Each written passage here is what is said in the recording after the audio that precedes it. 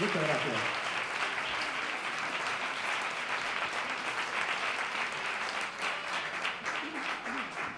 Somos el Grupo Toro. Este tema con el que comenzamos nuestros conciertos habitualmente y cabe también nuestro primer disco. Es una muñeira de Sobrado dos Monxes, es de repertorio tradicional de un gaiteiro, Manolo Lago, que él seguramente aprendió de alguna banda de música o una orquesta, porque digamos que tiene unos giros melódicos muy particulares que no son los más habituales en un repertorio de gaita.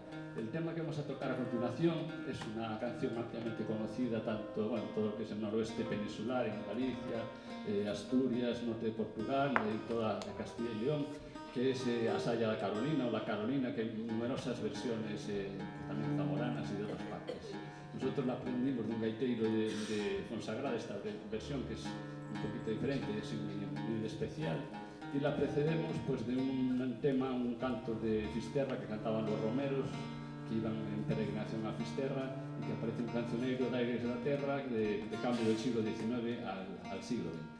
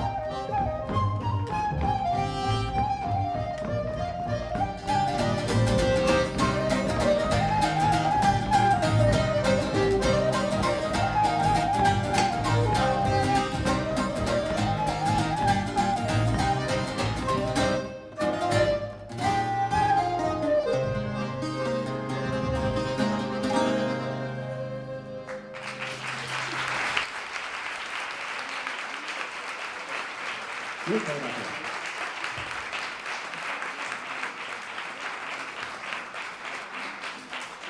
Bueno, este tema que acabamos de tocar, este set, está compuesto por un alalá de Vilalba, que aparece en un cancioneiro de Baligay.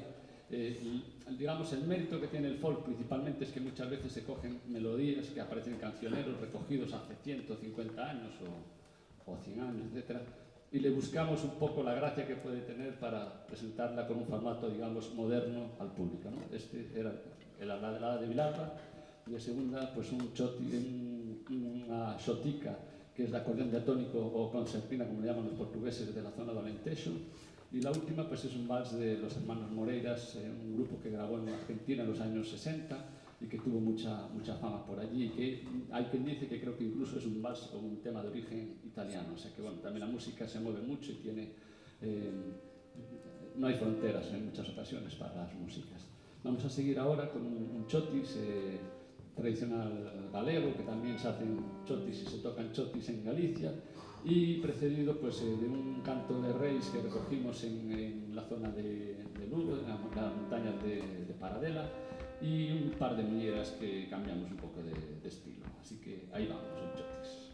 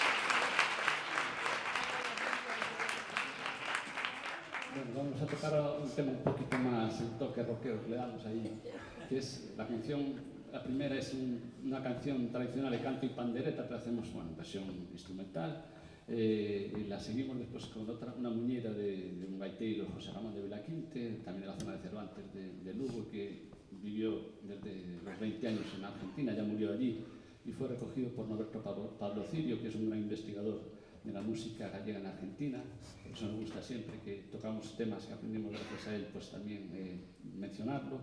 Y lo continuamos con una muñeira de Paco de Escornagó, es uno de los más famosos gaiteros de la provincia de Ourense, en concreto de la comarca de La Limia.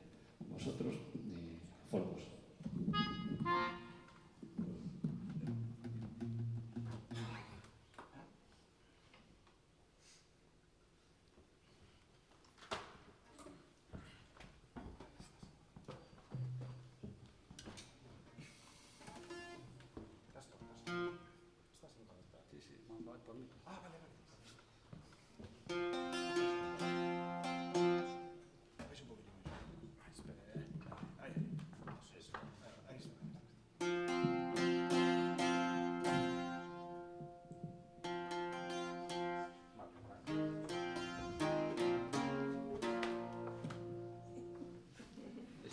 Hoy tuvimos una serie de problemas técnicos con el conector de Buzuki y dijimos, vamos a apañar con el de presentación, metemos todo por ahí.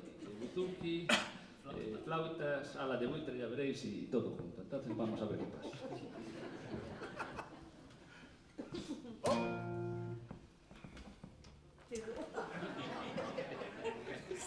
Él es el técnico de sonido, entonces... No puede. Yo le doy más caña aquí. No, ahí estás bien.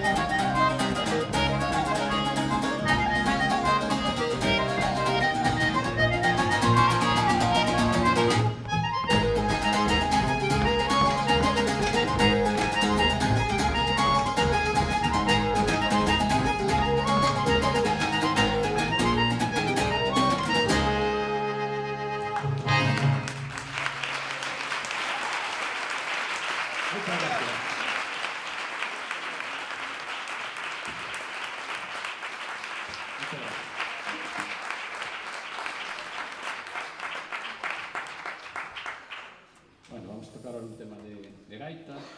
Este en concreto son As Alboradas, que compuso Rodrigo Alfredo de Santiago. Era un compositor gallego de origen vasco, que hizo el primer método de gaita galega en el año 65, y también dirigió, pues, por ejemplo, la banda municipal de Coruña, el Orfeón El Eco, y bueno, tuvo mucha actividad musical. Y estas alboradas aparecen en ese libro. Las continuamos con una marcha profesional del gaiteiro de Sorribas, que recogió Juanjo Fernández, un poco bastante acelerada, es decir, le damos un toque folk un poco más cañero de escenario, y no sería el paso que iría, bueno, detrás del santo, digamos, ¿no? Pero bueno, para entendernos, ahí van las alboradas. Prueba ahí izquierda, gaita, ¿cómo va? Espera que casi. Sí, está.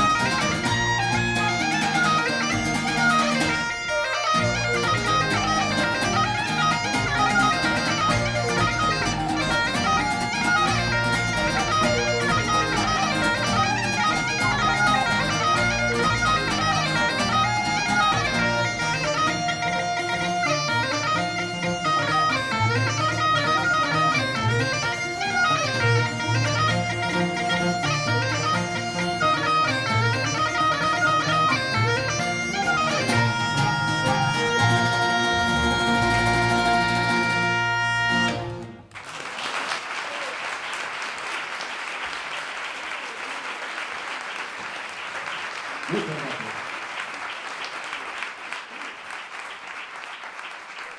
Bueno, vamos a tocar ahora, después de unos cuantos temas algo rapidillos, vamos a tocar un set un poco más tranquilo, que le llamamos el set Loarada. Tiene bastante historia que vamos a contar. Loarada es una película que está dirigiendo. No hay niños. No hay niños, hay niños. Hay niños. ¿Por qué? Sí, ¿no? Bueno. De Vale. verdad, sí. Niños, a ver, ¿a edades? Uy, 19, vale. Cuidado. Entonces, hacemos la versión breve de la historia. es que por la mañana. ¿Qué empiezo sacando?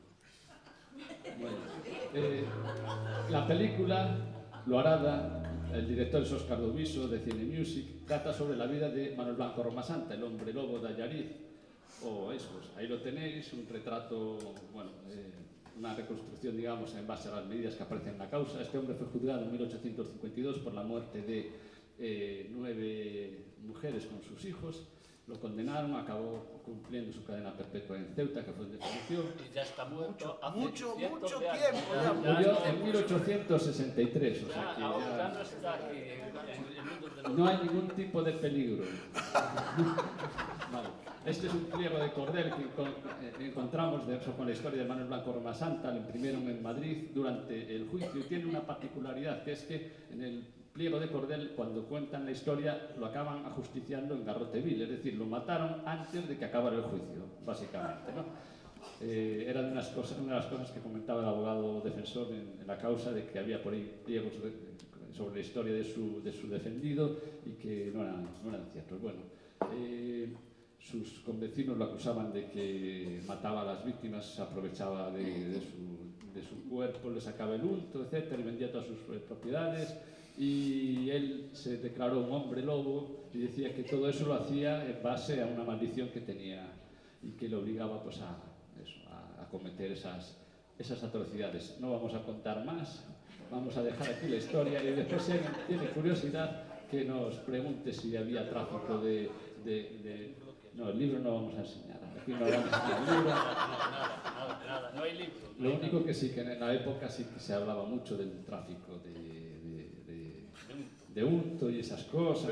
Estamos en un museo. Estamos... Podemos sacar el libro, pero sin incidir mucho en, Bueno, en lo curioso es que en los libros de farmacia del siglo XVII y XVIII sí que se habla del uso del cuerpo humano como medicamento. Entonces, por ejemplo, en un libro que apareció, este libro lo tiene en la parroquia de las familias, de las mujeres desfallecidas en Castro de Laza, pues habla, pues eso, por ejemplo, del uso del cráneo humano pulverizado en determinadas recetas para la epilepsia. Además tenía una particularidad que la vamos a contar, que es que no podía ser un cráneo normal, tenía que ser de una persona muerta violentamente, no podía haber muerto Y hasta aquí podemos contar. de muerte natural. Y hasta aquí no contamos más. O sea que en aquellos tiempos algo había. En resumidas cuentas, el set de Loarada lo está componiendo Álvaro Iglesias con nuestra colaboración y esperamos que esa película salga adelante y que la podamos disfrutar pronto. Con todos vosotros, Loarada.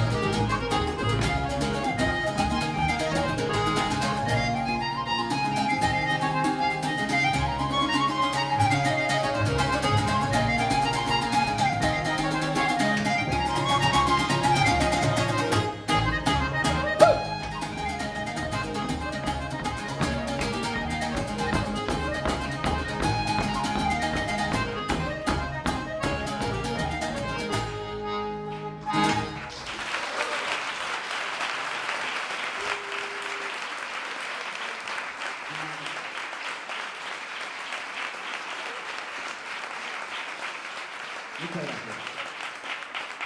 Bueno, despois a tres muñeiras, unha muñeira de Ambite, un gaiteiro de Coruña, de los históricos, unha muñeira das Gruchas que compuso Xosé Luis, e a última, unha muñeira de Villarmide, que es de la Fonsagrada, de la zona del oriente de Lugo. Vamos a seguir ahora con un tema zamorano, que se llama La Coronela, en concreto de Fermoselle, y que la vamos a tocar con un instrumento muy particular, que es una flauta de ala de buitre, es una gaita charra, una flauta de 3 agujeros, estilo salmantino o zamorano, pero hecha con una urna que se llama urna, y es la hecha con el hueso cúbito de una ala de buitre.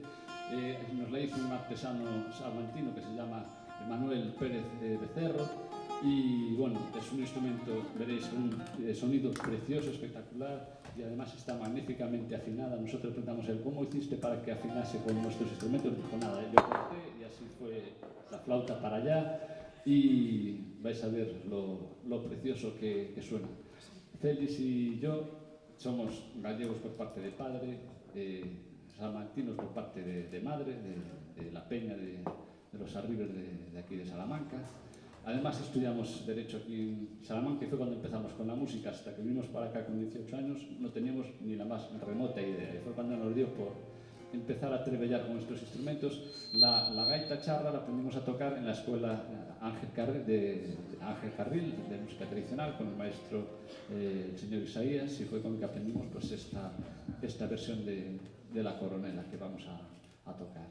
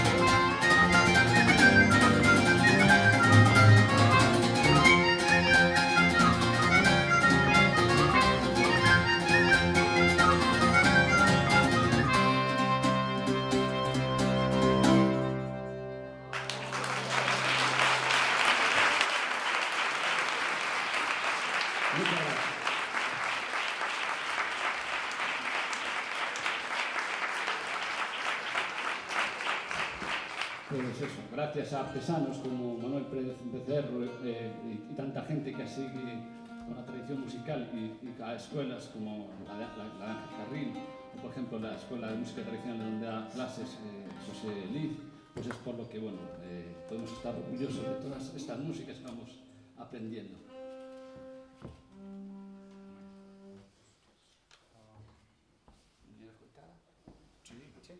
Vamos a tocar ahora una composición de Félix, Muñeira Coitada, inspirada en un repertorio británico, un acordeonista británico llamado Andy Cutting.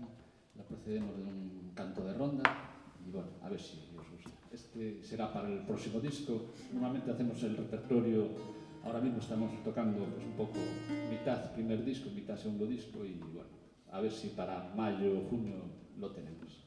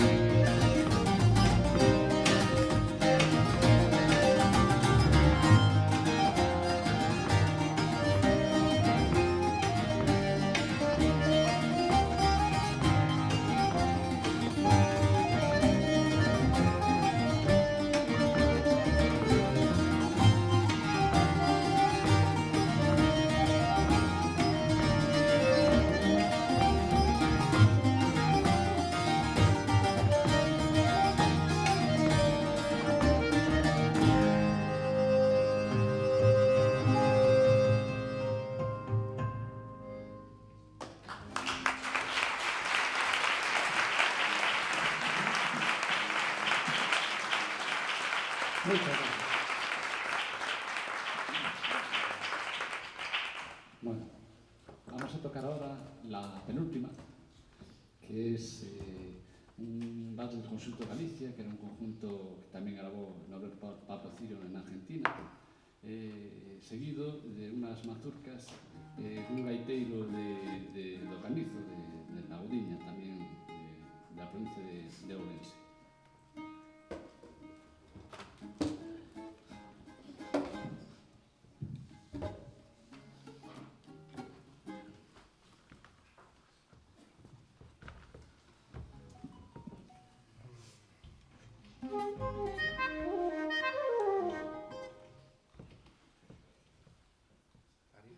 ¿Es esa? Sí, es un vals. 1, 2, 3.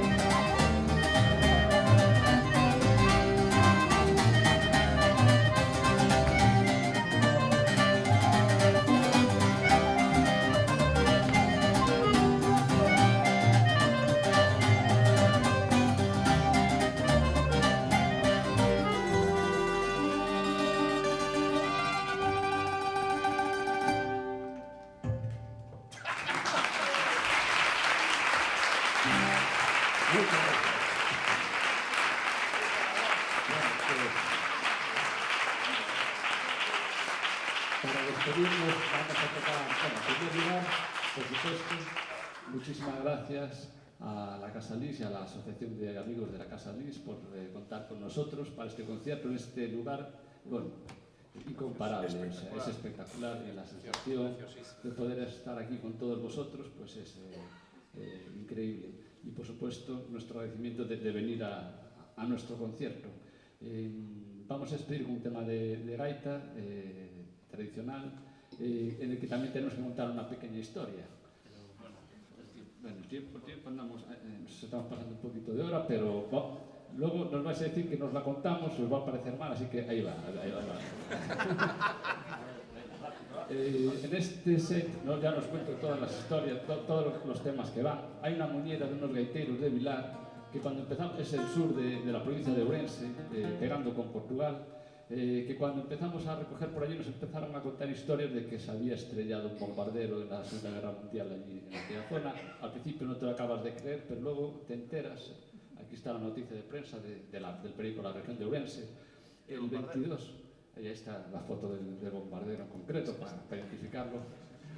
Resulta que el 22 de febrero de 1944, de noche, la gente del pueblo de Vilar empezó a escuchar unas explosiones tremendas en las sierras, en el monte fronterizo entre Portugal y Galicia, y lo primero que pensaron era que les estaban atacando los portugueses. Eso fue lo primero que pensaron.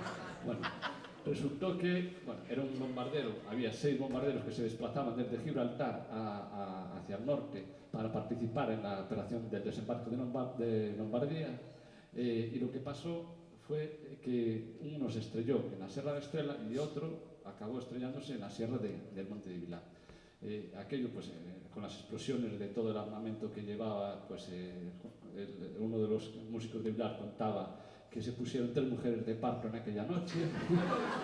Él tenía 8 años y lo que más recordaba eran los gritos de las mujeres en el pueblo de Vilar, el de Vilariño, que está al lado, aunque él también decía, bueno, a lo mejor es que ya les tocaba, pero bueno, no está muy claro el tema. Y el asunto del avión, hay opiniones, como dicen los de Lugo. En la prensa dicen que las fuerzas portuguesas y las guardias civiles gallegos, pues, que acordonaron la zona y tal, los vecinos dicen que llegaron allí ellos los primeros a rapiñar todo lo que podían. El cura apareció con un reloj de oro de uno de los fallecidos, porque desgraciadamente murieron los 6 tripulantes. Una pregunta, Castor, ¿puedo preguntarla? Es una cuestión que tengo desde hace tiempo. ¿Estaban todos muertos o le fueron también a sacar los anillos allí? Sí, no, fallecieron, desgraciadamente fallecieron todos, los enterraron en el cementerio de Randín. En los años 90 las familias consiguieron venir, eran 2 pilotos británicos y 4 tripulantes canadienses, y los consiguieron repatriar. El asunto del avión es que los vecinos aprovecharon todo lo que pudieron de él, le sacaron el fuselaje, tenía un aluminio de máxima tecnología en aquella época, aprovecharon para poner puertas nuevas en todas las cuadras que tenían. Los gaiteros de Vilar, la generación anterior, se hicieron un bombo y una caja con aquel aluminio súper ligero, que era una maravilla. El gaitero Celso, al que conocemos nosotros, ya no tuvo la suerte de tocar aquellos instrumentos, sino que él ya tuvo que hacerse un bombo y una caja con unas chapas que robaron a una caseta de unas obras que estaban haciendo los portugueses en Pintores das Junias, pues fueron de noche a robarles unas chapas, pero aquel bombo, el de Celso en concreto, pesaba como un demonio, es decir, era de hierro, pero este no. Nos fueron a enseñar el sitio del accidente del bombardero, se veía perfectamente la zanja que había dejado, por lo que contaban ellos,